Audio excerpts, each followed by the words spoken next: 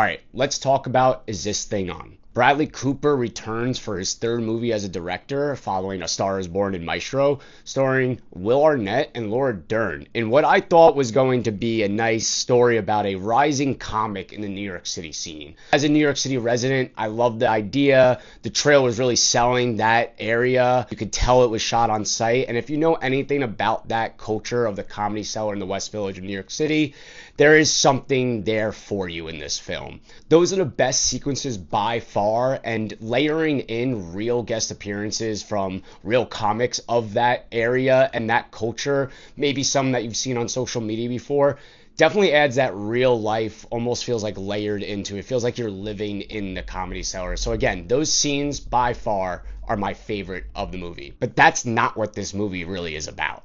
It's about Laura Dern's and Will Arnett's marriage falling apart, essentially. From scene one, you know that their marriage is definitely on not the best of terms. You're following that journey and Will Arnett discovering stand-up comedy in the West Village and going to an open mic night and how he loves it.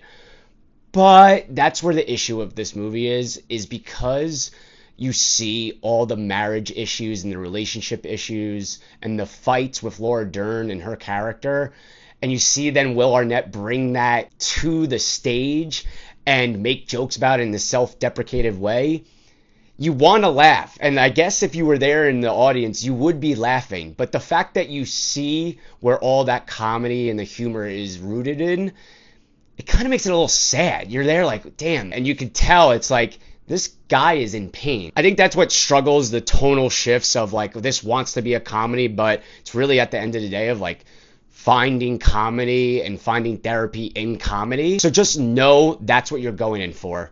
It is definitely worth a watch. Like I said, the cameos are fun. There's even one that is non-comedy related that I love. I wish he continues to find roles like this. You have Bradley Cooper starring in this as well. It's a very small role, but his name is Balls. I'm just going to leave it at that. Is this thing on? Definitely worth a watch. Just know what you're going in for.